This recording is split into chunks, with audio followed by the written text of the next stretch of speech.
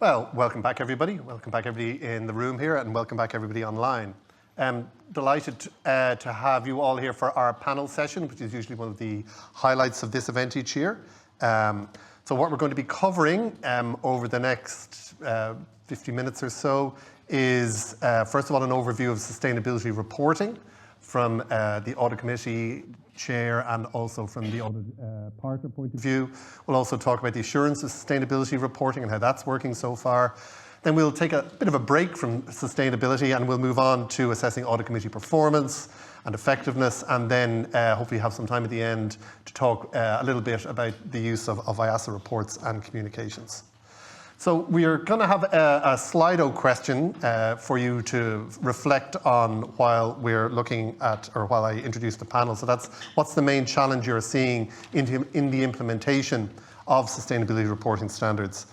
So while you're thinking about that, I'll introduce the panel. So on right beside me here is Ruth Patterson, who's developed a career as an independent non-executive director in a number of financial services companies within Ireland, including performing as an audit committee chair, and prior to that had an extensive career with PwC. So great to have you here, Ruth. Thank you. Next we have Maria Afontsenko. Maria is a partner in Grant Thornton's Audit and Assurance Service. I've a lot of years written down here, and I'm going to stop doing it because they've all been around for a very long time, but we won't get specific. But very experienced in audit and advisory across the European financial sector, and currently leading a wide range of engagements, including all sorts of audit and assurance engagements. So definitely front and centre for you. Next we have Fidelma Boyce, who's a partner in PwC Ireland's assurance practice. Again, hugely experienced both domestically and internationally in financial reporting, IFRS, also GAAP, and has a number of internal roles at the moment in relation to CSRD, so keeping us all busy. And furthest away from me then we have Marr, and Cameron has worked in international financial services extensively throughout his career in the City of London, in Brussels, in Ireland. Finished up his executive career as Chief Risk Officer with KBC Bank Ireland, and subsequently CEO for Butterfield Bank UK, and currently an INED and chaired board audit and board risk committees both in the UK and Ireland. So it's a fantastic panel. Great to have you all here. So maybe we might be able to throw up the results of that first Slido question around the challenge. Data gathering and data overload, which I think are definitely, even if you look back to some of the things that Orla talked about before the break, that is going to be a huge challenge. How to get this data, and then when you get those 1,082 data points or whatever you're going to have, how you actually get them into some sort of a structure and get to use them. And then resources, and that's definitely going to be an issue. Not just in wave one, but in wave two, and in fact we might talk a little bit about that. And then lots of other smaller words. I'll just pick up one, which is lack of precedence, and I think that is definitely an issue which probably deserves to be a bit bigger in the word cloud than that. We are all learning here, even people who profess to be experts. So I think that's a key point. So thanks, Simon. Thank you for that. So maybe we might start then on the assurance reporting itself and turn to you, Ruth. So, we're sort of into year one, and you're sort of looking at this now as an INED, as an audit committee chair, and in the financial services industry, I suppose, in particular, which has its own challenges because it's not something you've maybe taught a huge amount, sustainability. Maybe tell us your experience to date implementing that. Sure. Thanks very much, and it's a pleasure to be here. Good morning, everyone. So I work as an INED with a number of companies, but I work with 4 public interest entities that are within scope, and so they range from being in scope right now to being in scope over the next couple of years. And I suppose when I started to think about this, I was thinking in the context of the challenges for the ExCo, the challenges and responsibilities of the board, and then specifically for the audit committee and the audit committee chair. So in our own industry in insurance, we have been absolutely bombarded with regulation, new regulation coming on top of new regulation. And this, we've always been hearing, say, or thinking, CSRD is coming. and now it's here, and it is a far-reaching project, and it is not to be underestimated, is, I suppose, the main kind of message in terms of understanding the resource requirements, financial and people, and understanding the skills and the knowledge that are required. And then I feel the board really need to be supporting EXCO in that tone from the top that was mentioned earlier, and supporting management in finding those resources and financing or supporting the resources. And then obviously the audit committee are really in the limelight now, and CSRD is absolutely a recurring agenda item from now on. I might just briefly, kind of a few common threads, if you like, that are coming through. All the companies I'm working with are using external advisors to start. You know, where do you start? Okay, we'll start with somebody who might know where to start. So we're all are using external advisors to kind of start with, you have the entire universe and what within that is likely to be material and should be built into the double materiality assessment, and then to kind of help with the project management. So that's one common thread. Another is that all of the companies I work with are subsidiaries of larger groups. And so we're very much engaged with the people at group level who are driving the sustainability agenda. So elsewhere within the group, there is obviously likely sustainability reporting happening, not in the CSRD context, but there's an awful lot of knowledge and skill. And often the Irish subsidiary is going to be the first CSRD reporter in the entire group. And so some groups are US owned, some are EU owned, some are UK owned, and there's all sorts of different complications there. But having the people who have this at the top of their agenda and the responsibility of group level engaged and understanding what the responsibilities and requirements are is really important. So I might leave it there as a starter. Very good. And if I could maybe ask you to identify a couple of the particular challenges, I suppose, that you're going to see, especially in the area that you're working in. You know, it's a new area, I suppose, in financial services. Yeah. Any one or two particular ones? So I think the double materiality assessment, and actually just getting your head around moving from theoretical to practical, that's a big kind of challenge. So I have been involved as an INED member of the board, and also as the audit committee chair, to be one of the stakeholders that's been interviewed as part of the workshopping of what are, let's say the external advisor has helped to distill down, and I just keep hearing this 1,000 or 800 data points and all that. But anyway, to distill down, let's say one example that's in my head is that 26 potential material items have been workshopped through a whole myriad of stakeholders. And the stakeholders go all across the value chain. And obviously the board is part of that value chain. The regulator is part of that value chain. There's just so many members.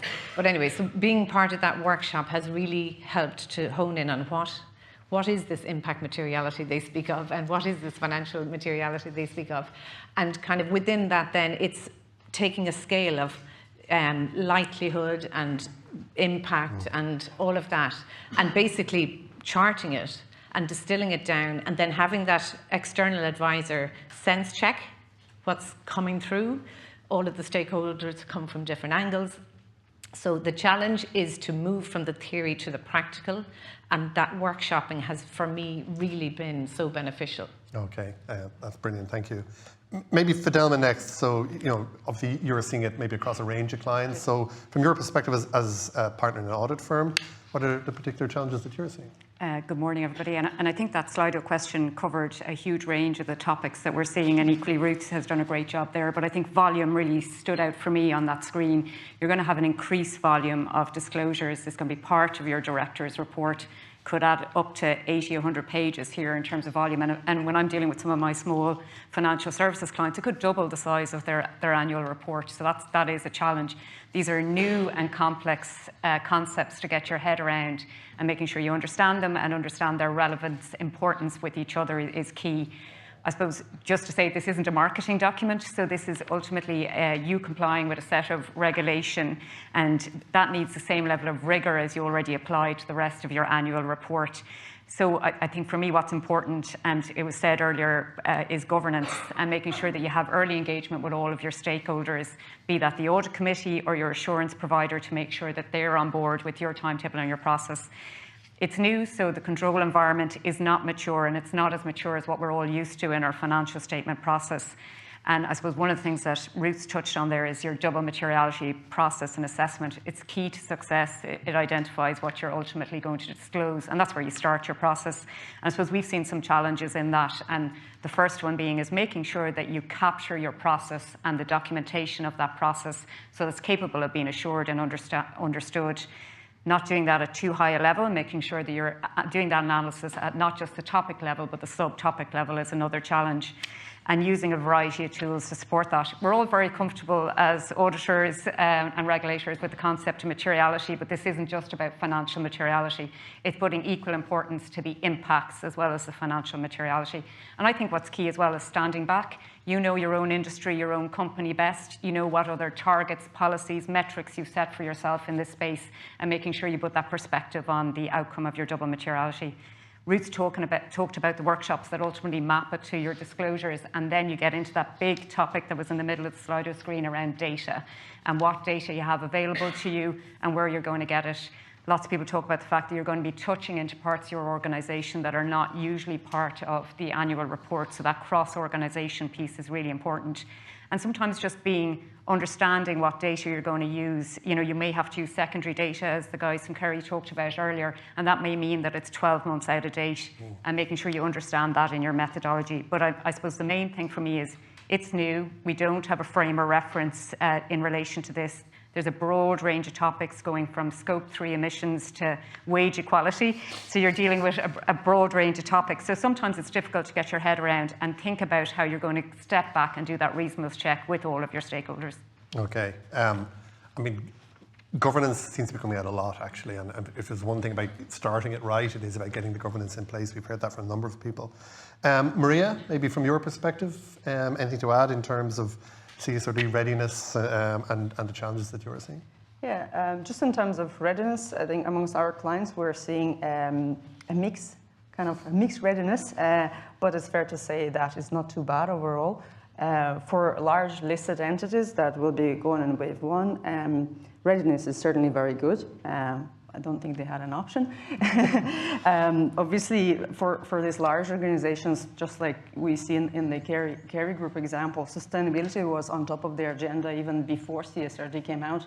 And I guess a lot of them did adopt a more strategic investment model than a mere kind of compliance model. So there were a lot of resources put into the readiness and the preparation for it. So those companies would already have established structures in place, and albeit year one is going to be a challenge for them, it's going to be hard work, but I think there's just less anxiety in terms of getting it wrong. I think the real challenge is going to be next year, and that's the wave two, which is probably the biggest cohort of large Irish businesses. And I guess the main challenges for those organizations is that they won't have the same structures in place, and they do not normally have in-house expertise, so they will need to get external consultants in, which, as you all know, is scarce at the moment. And yeah, so I think the whole agenda might seem as kind of an extra burden or extra cost by management and owners of those businesses, so the message might not resonate. However, I think just from my personal experience working with a lot of clients in this cohort, the mindset is there. You know, they're ready to do the work, they're ready to put in investment as much as possible, and they're actively gearing up. Okay, very good.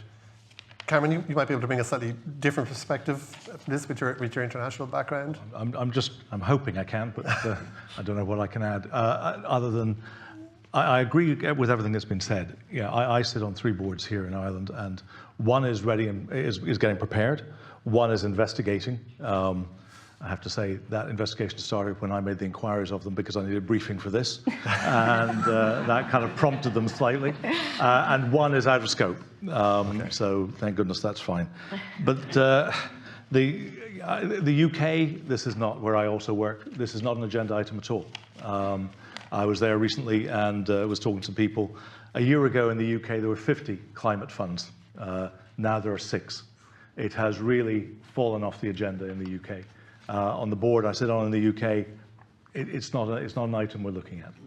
So I feel this has been deprioritised in the UK, and maybe it's going to be an advantage they get from Brexit, and that this is not something they need to deal with yet. They will have to over time. Coming back to Ireland, you know, as Ruth said, this is one of a midst of regulatory and other challenges we're facing on boards, and it is somewhat overwhelming. I look at some of the boards I'm on, and we just look at the regulatory agenda that we're trying to face, and the big difficulty we're facing is finding the right time, resources, people to be able to focus on it appropriately. And I was interested there on the slide where people were saying resources. Resources are a big, you know, people with actual skills in this are hard to find, very difficult to find. Just checking notes to see if there's anything else I need to cover. Coming back to the companies who are engaged in this, you know, initially our aim was to lean heavily on parental work that was being done. However, 2 issues are arising there. One is we're not sure if the Irish regulation allows you to do that, and whether you can do a consolidated reporting or whether you have to do separate reporting, and we're investigating that just now. The other issue is the regulations under which we have to report in Europe are very different from, for example, the US, which is much more fragmented. And so there's a translation issue between the 2, and trying to work out how we translate that across correctly. We're currently underdoing gap analysis between this to see what we can do, because you don't want to have 2 or 3 different teams all generating different amounts of reporting and different types of reporting. The key data we're really facing is data. The key issue we're facing is data. It's a big problem. The issue, if you go into full CSRD, there's 1,200 or something data points. If we do the dual materiality test, that should bring it down in scope. But even then, it's where do we get the data from? And how do we get that data? Because that data hasn't been focused on or materially collected to date. And is now we're trying to work out how we collect that. We do feel that data will improve over time, especially as other parts, especially secondary, you know, supply line and things like that, as they start to report, you'll get better data and your data will refine. But big questions around the quality of the data, the quality of the information. How can we make it verifiable? How can we make it, you know, make sure we can use it again? That's the real problem. We did go out to third parties and discovered that what we were using there, a lot of proxy data was being used, and we're not allowed to use proxy data, so we have to then, it brings us back in a full circle. Are we engaging with the auditors at this time? No, candidly, it's too early for us to do so. I have to be careful because one of them's sitting around here. Good news is that you know, the timing of reports, the companies I'm dealing with are reporting later, 2027, 2028. So we're sitting there thinking, well, that's quite good because we can then see what good looks like. We're going to wait and learn. We see this as a really iterative process. We know that the first reports will be perhaps not the best, but we'll be able to look and see what other people have done ahead of us. And it'll be iterative, and we'll just hopefully build on that and get towards what good looks like. Yeah, and again, I think that's the theme we're seeing a lot this morning, year 1 versus year 2. We'll all find our way, regulators included, through year 1, but year 2 we're already starting to learn about how to do it and indeed what good looks like. I might move on then to the assurance piece, because notwithstanding Cameron's comment, I'm sure auditors would like to be engaged with as early as possible. So maybe Maria, if I might start with you, what are you seeing in terms of the preparation, the levels of preparation people have for sustainability assurance and the engagement you're having with entities and those charged with governance, for example? Sure. I might just start with the selection of the auditor. Obviously, there were a few teams coming through like that. So I think it's fair to say all Wave 1 reporters would have secured an assurance provider at this stage.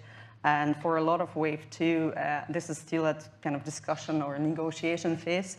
We're also seeing a mixed practice in terms of companies selecting a CSRD assurance practitioner from the same audit firm that already does their statutory audit, and then those that decided to split the 2 roles, which is obviously an option in the regulation. I think it's certainly something good to have in terms of flexibility, because you have the challenges around independence and so on. In terms of the actual assurance readiness, I guess the key message to our clients is to ensure your processes and your disclosures are assurance ready well before the year one audit kicks in. So I think it's very important, and back to Cameron's point, it is very important to engage your auditors very early in the stage and taking us through your CSRD journey at every step of the way. And this is to ensure there's no surprises and the process goes smooth and the outcome is good for everyone. Look, we're all in the same boat here. And as audit firms, we have our own challenges. And I think working with first-time adopters, developing our own methodology at the same time, and also making sure we have enough partners that are badged to sign the assurance reports. I think all of those challenges we are facing as well, and we certainly understand the anxiety and the learning curve. Okay, thank you. Fidelma, anything to add? Yeah, I think it's important to remember it's limited assurance in the first couple of years and then moving to reasonable thereafter. And you know, I think we've had some good engagement myself with my clients trying to understand what limited assurance means, but just it is far less than reasonable assurance is an important thing to remember. And I suppose one of the challenges we're dealing with is there isn't a dedicated auditing standard in relation to these ESG topics yet. So I suppose we think it's really important to focus on the process and the robustness of the process in terms of evidencing, so that when we come along as assurance providers, we can assess that. And a really good example of that is your double materiality assessment. It's really important that there's a Bible of documents there that evidence the process and the thoughts and the metrics, how you whittle down your metrics throughout that process. And you know, showing how you brought that through those charter governance also. And ultimately then that is part of the evidence to demonstrate that you've got the right topics in scope. I suppose for me, one thing that's really important is getting those drafts of the disclosure to your assurance provider early in the process. This isn't like doing a financial statement audit where we start with your trial balance. We start with your disclosure. So it's really important to get access to that early so we can build a testing plan and an integrated testing plan that reflects what your planned disclosures are. We will plan to put emphasis on areas that we think are higher risk of material misstatement, and that could be, for example, where we think there's a risk of greenwashing in relation to a particular metric. You'll have heard already that some of the disclosures will relate to forward-looking statements or estimates. We're all very comfortable with estimates. You know, disclosure is your friend in relation to them and making sure that it's included in an unbiased way. Those forward-looking statements we don't love as assurance providers or auditors, but I think, again, it's about having a balanced disclosure in an unbiased way and detailing out how you came about it. It's important not to forget about taxonomy as well, is the one thing I would say. It becomes now part of your CSRD disclosures and will be subject to limited assurance for the first time. And like everything I've said already, it will follow your process and your methodology as how you got to it, and equally map it back and reconcile it to your financial statements. But I think probably to lean into a theme that may be coming out today is around time and allowing for time and timetable, because this is going to be part of your financial statements. And I know you've set out in your letter, Kevin, to the audit committee members to think about that timetable is critical. Yeah, absolutely. Thanks for that. Might now move away a little bit, just for a little while, from sustainability and move on to the subject of audit committee performance. So we put out the next Slido question, and that is, outside of audit committee members, who are key participants in your audit committee performance and effectiveness process? So you're more than welcome to throw some words up there. And while you're thinking about that, maybe I might ask Cameron in the first instance to reflect on that. Your experience of audit committee assessment. Yep. Well, when we're assessing the performance of the audit committees, we look at a number of different factors. The first, well, we have our own internal audit team. We do an external review of that every 3 years, and we then every year also do our own assessment, self-assessment of where we're going. The main thing to do from the 3 to 5 year external assessment is look at what are the recommendations made, and we track those very carefully to make sure those improvements are put into the team, into the audit committee operations. The other aspect we use often is group audit, where you're part of a larger group and you'll be using another part of group audit to depend on a report they're doing. There we look very carefully at what assurance is done around those group audit reports. Are they internally assured, externally assured? And we look very carefully at that. The main thing we're looking at as well is combined assurance, combined assurance mapping. The one thing you don't want to have is one area of your department, one area of your group, or one area of your unit being continuously hit by audit, by compliance, by risk, all looking at very similar related things. So we try and map that out to ensure that we get both a comprehensive cover in terms of assurance through audit, but using other people who also provide assurance in the risk and compliance areas as well. We're also looking very carefully at what's coming down the line, what resources we therefore need in the team. Going back to when we do our self-assessment, we look at that from, just very quickly, 4 aspects. First, we involve the external auditors in the committee all the time, and I'm always looking for feedback from the external auditors as to if there's anything we're missing or we're dropping. We always ask the board what their feeling is, because we're actually providing assurance to the board, so we see them as our primary audience a lot of the time. The third area we look at is from management. How are they assessing the internal audit? Is it constructive? Are they getting, good assessments, or do they feel it's overwhelming, or what's their assessment of the quality? And the final thing is the audit recommendations that have been made from the internal audits. How effectively have they been tackled, and what has been the effect of their being tackled and being sorted out? So that gives us an assessment. Are the audits actually identifying things, and are they material to what's going on, and is their resolution therefore good for us? So that gives you an overview as to how we look at the internal audit assessment. Okay, and one of the large words on our workload there is CFO. I presume that's part of the management, is it? Yes, yeah. Sorry, I put the CFO into our management team. Yeah, very good. I mean, interesting, again, you talk about the view that external auditors can bring, and the perspective that they can bring, again, because they're seeing a lot of these. It's actually one of the smaller words here in our word cloud, so perhaps might be a takeaway for some of the people who do look here at audit committee performance. But it's very useful. Thank you, Simon, for that. Suppose maybe then, turning to Ruth as a fellow audit committee member, maybe share your perspective. Is anything different that you see?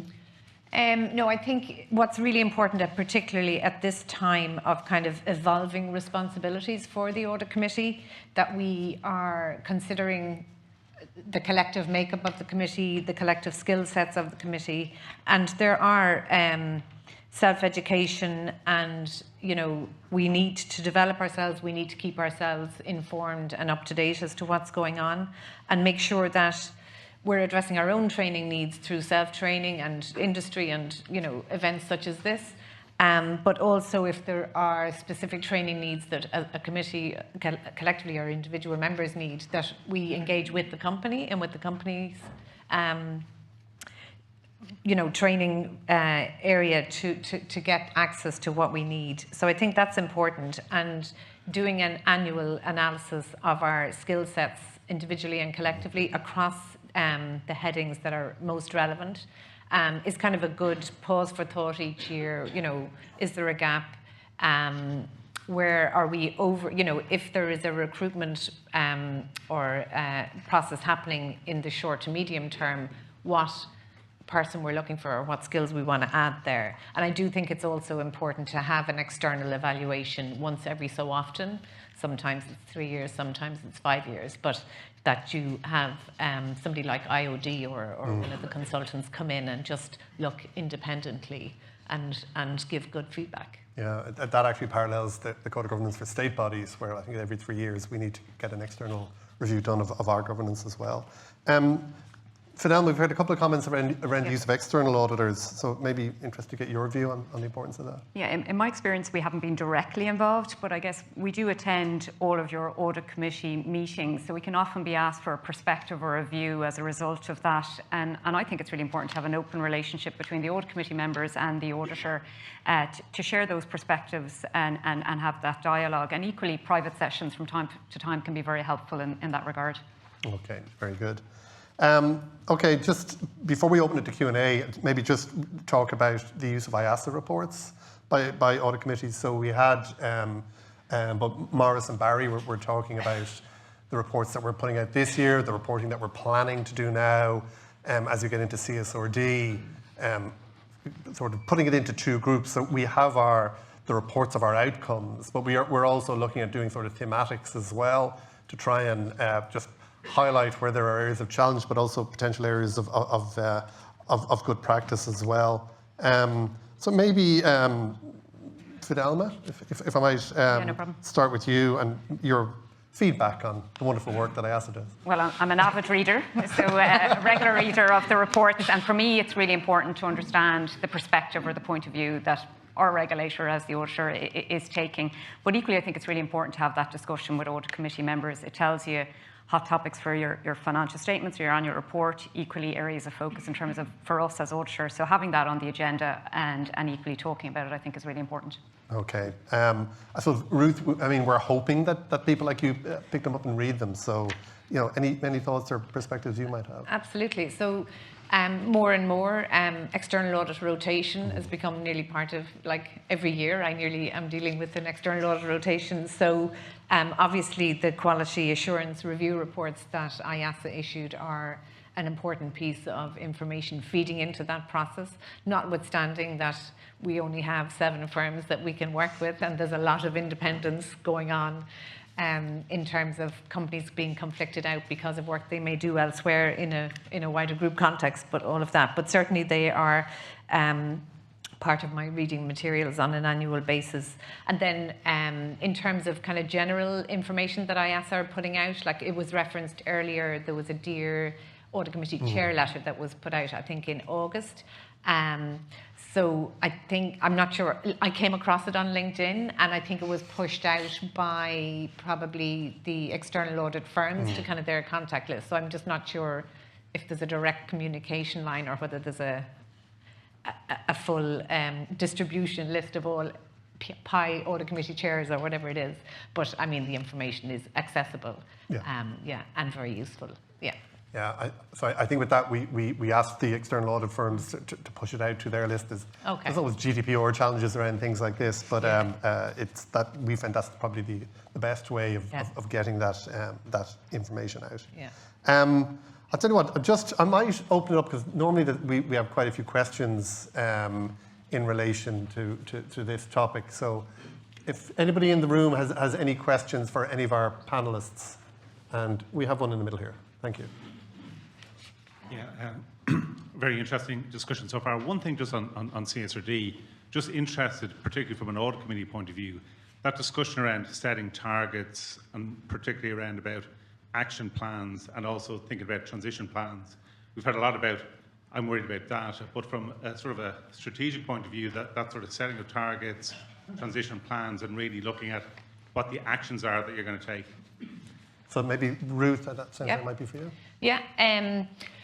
So yeah, that is something that I have been kind of worrying about in the kind of, in the absence of clear information. But actually in the last week, in one of the companies that I've been working with, essentially we only have as a group targets around emissions. We don't have any other targets. Like we don't have, if you're talking about your own workforce, or you're talking about the value chain workforce, or you're talking about, I'm going to come up with a blank now, but social aspects or governance aspects. There are a lot of places where there aren't specific targets or metrics to measure. And I think the whole idea of CSRD really is where we haven't got targets in a particular area, and we've decided actually this is material in the context of either impact or financial. Well, then it's probably pause for thought to say, should we have even a policy around that, or should we have a principle, or should we be moving somewhere towards developing a target? And within our reporting, like, we just need to say where we are. We don't need to pretend we have a target to work to. We don't have one, but we need to recognize where we are and just be completely, not waffling about it. Just be clear about where we are and what we need to do if we have a longer term plan that was referenced earlier. I don't know if that's helpful, but that's kind of where I am. Okay. Any other questions? I'll take a question from Slido, but obviously if there's any other questions in the room, I'd be happy to hear them as well. Maria, Fidelma, I think you could answer this. It's have you seen companies choose someone other than their statutory auditor to carry out the sustainability assurance? The option is there, as you said, Maria. Yeah, the option is there, and we see that quite a bit, probably more than we thought. Okay. Yeah. I haven't seen it personally. Okay. Are you seeing it in the sort of second wave, Maria, or wave one? No, in wave one as well. Okay. Yeah. Okay, very good. Any other questions here? There's a few coming in on Slido. Okay, I'll go to the next one on Slido. Have you found any positives from the CSRD requirements? But I have. I think there's a general. It is a genuine question here because there is supposed to be a purpose behind this, which is about it's part of especially if you include it with CS due diligence, that this is all about supposed to be encouraging good behaviour, or I'd say thinking about it. So. Yeah. I mean, I have my notes say accentuate the positives. Yes. So, like before CSRD came along, like every company I work in, and I'm sure every company, have people who were so passionate about ESG and wanting their company that they work with to make, positive change. And let's not lose those people just because this has become sort of a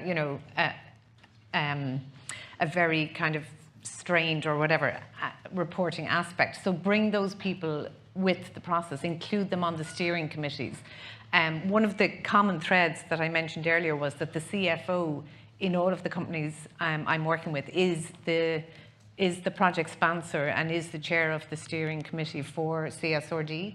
That's a lot for the CFO to be taking on, but bring all of those other people in the firm that have a passion around these areas and upskill them if they need upskilling in terms of being more the specificity that's needed. But the core aspects remain the same. Okay, yeah, I would agree definitely in terms of, giving some of your employees a sense of purpose around what you do. I think there is a huge opportunity here. Next question on Slido, which I'll take here. It's sort of one that resonates with me a lot. I'm always thinking if you ever look at legislation, they always go, we'll give it to the audit committee. So what's the panel's view on increasing responsibilities for audit committees in this area, and how are NEDs in particular managing that workload? Cameron, if you want to start. As I said, it can become quite overwhelming. We sat in the last audit committee in one of my companies, and we just looked at what we're having to face in the next 3-4 years looking forward. And the questions then come down, well, A, can we do this? B, do we have the resources? What's the cost, etc. And it really, you can't sit there and go, I don't know how we're going to do this, especially if you're in a smaller company. If you're in a large group, there tends to be more latitude. But if you're in a company of 150 people or so, where are you going to get the extra 5 bodies you need to do this and to drive it forward? From a NED workload, huge amount of reading and an awful lot of self-education. I spent a lot of time scanning for what's the next course I can go on, what's the next thing I can dial into, who can I listen to, where can I learn something from. Coming on panels like this means my learning curve has to go up. But I say I was thinking about it the other day, there's probably about 5 or 6 really sharp learning curves I'm on just now. Okay. And this is one of them. Do you think, is there a danger this is going to start becoming a disincentive to people becoming INEDs and going on audit committees? Yes, it is. Not just this, but I mean the workload.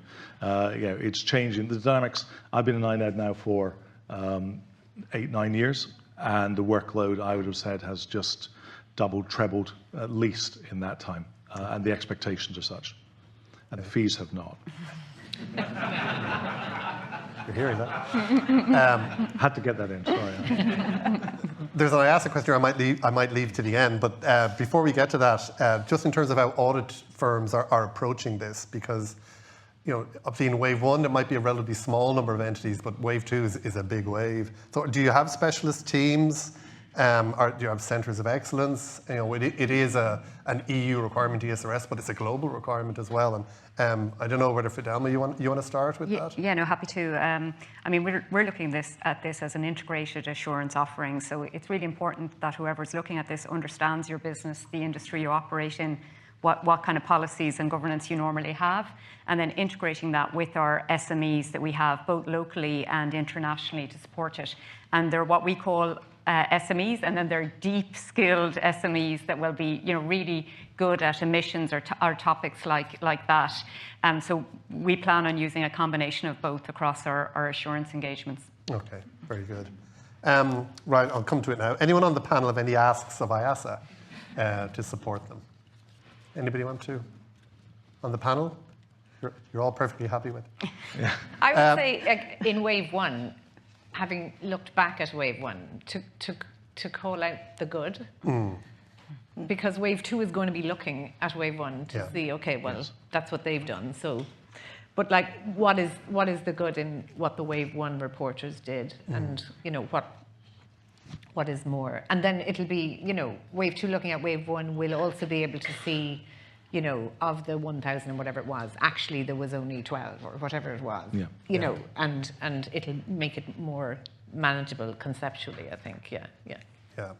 I mean, we've talked already, Morris and Barry both talked about thematics that we'll be going to do. I mean, we'll need to think about how we structure. It'll obviously all depend on what we get in and what we see, what we get a chance to review.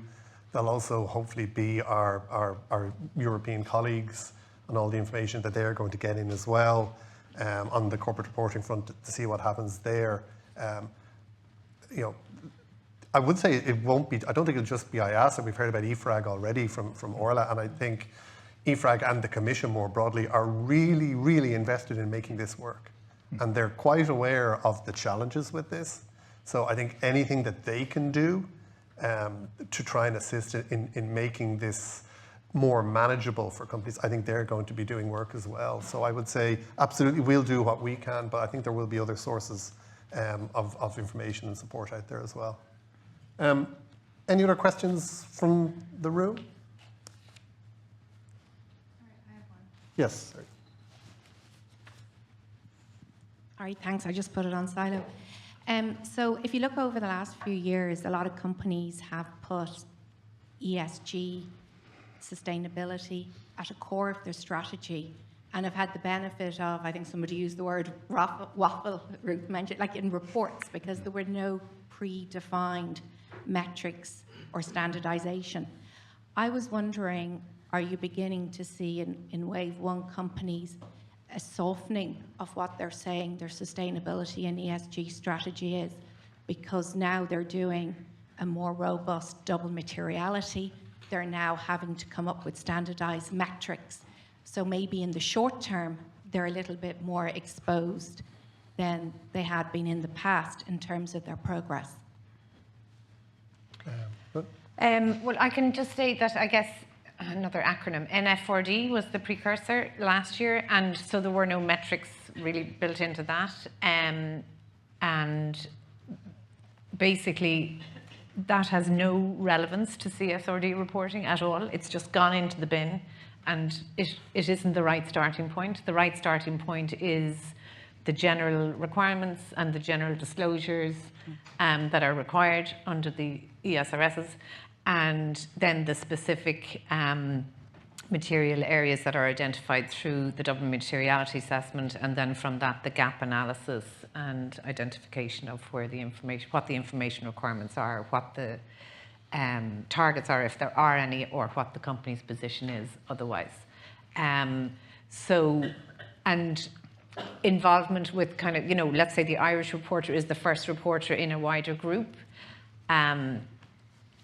maybe taming what the group, might be saying, might be used to saying, because it's not relevant to the CSRD reporting framework, and maybe not going too far too quickly, maybe is how I might phrase it. Okay.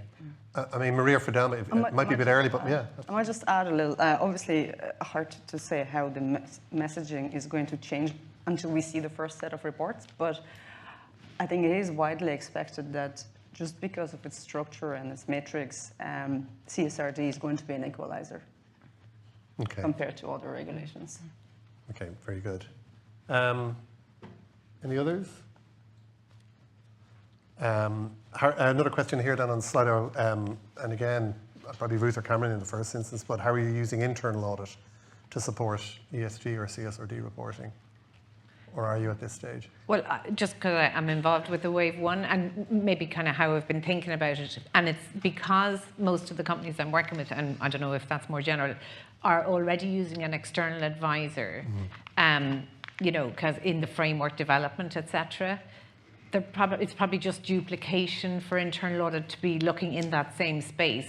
But certainly in the development of the ESRG framework, and the analogy we've been using is it's a bit like a SOX framework in terms of documenting what the processes, procedures, what are the key controls, et cetera, et cetera.